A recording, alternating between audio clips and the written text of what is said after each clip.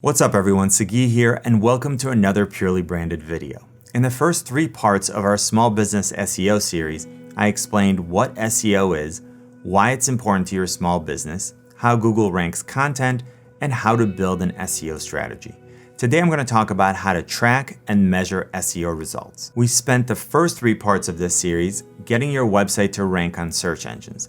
But that's only the first part. Next, we need a way to monitor progress and evaluate the outcomes. There are a lot of things that we could measure here, but at the very least, we want to track traffic, engagement, lead generation, and links.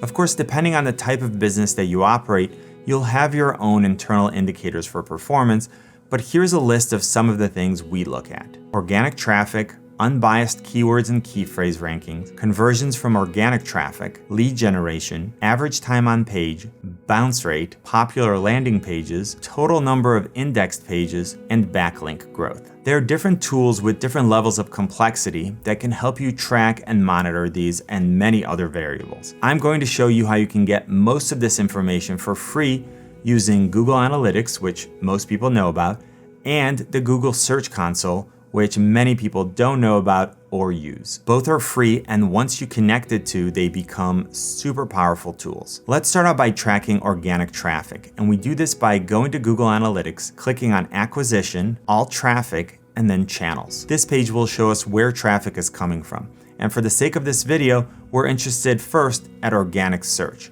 This is going to show us what percentage of your traffic is generated by search engine. When we look at the Purely Branded account, we can see that approximately 90% of traffic comes from organic search.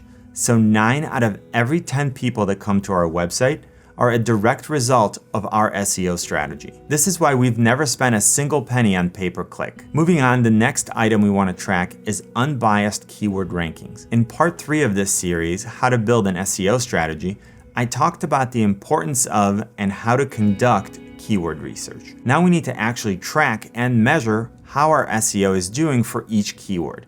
Essentially, where do we rank for the keywords that are important to us? We use the paid tool for this when we implement an SEO campaign because it has built-in reporting. But I'm going to show you how you can get some valuable information from the Google Search Console. Log into your Google Webmasters account, find your property, and then go to the Performance tab, and you'll get a very powerful overview. Here we can see all of the Google queries that were performed in the last 3 months. Now, of course, you can change this date range, how many impressions there were, and how many clicks. We can also easily see the average position of our website for each query. Since there are 10 organic results per search engine results page, if we see 2.9, that means we ranged between position 2 and 3 on the first page. If we see something like a 14, it would mean that we were the 4th result on the second page. Naturally, we want this number to be as low as possible because it means we're closer to the top of page 1. Moving on, there are different types of conversions, ranging from purchasing a product, submitting a lead generation form, signing up for a newsletter, and a lot more. And we'll put together another series of videos detailing how each one is tracked. What's really important here is that we use methods that allow us to isolate organic traffic when we look at these conversions. So for example, if we have a shopping cart and there were 100 transactions last month, we want to know how many of those transactions came from organic traffic. Next, as I mentioned a moment ago, we consider lead generation as a type of conversion.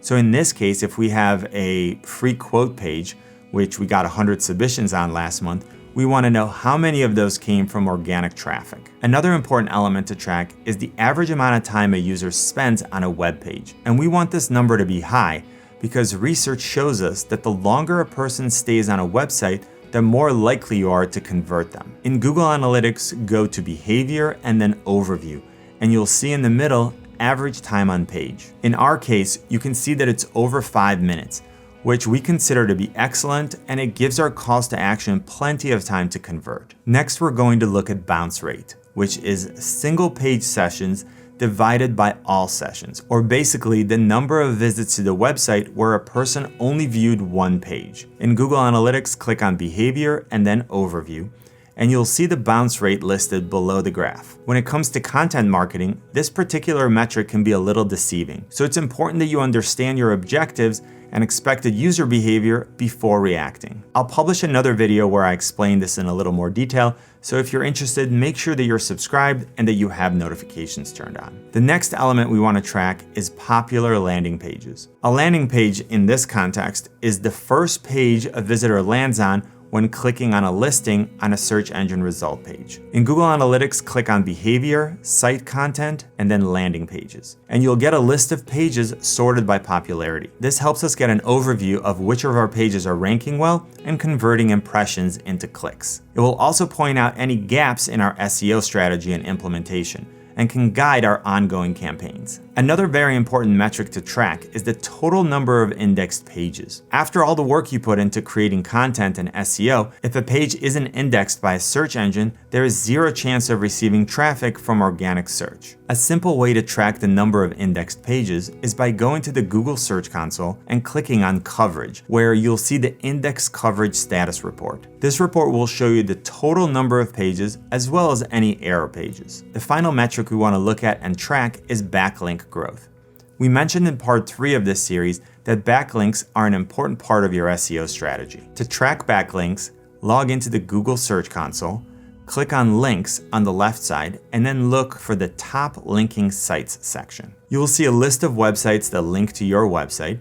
This gives you a good overview of how many different sources link to your website, and you can even see which pages they link to. This might also help you identify any unsavory websites linking to your content that you may want to disavow. Alright, so this concludes part 4 of our small business website SEO series.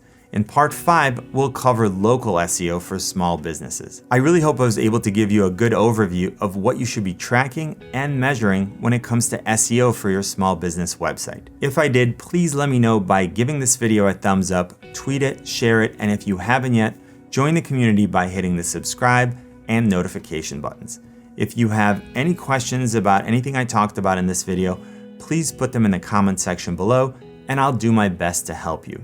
For more branding, marketing, web design, and SEO tips and tutorials, you can find us on Instagram, Twitter, and Facebook. Good luck and see you soon.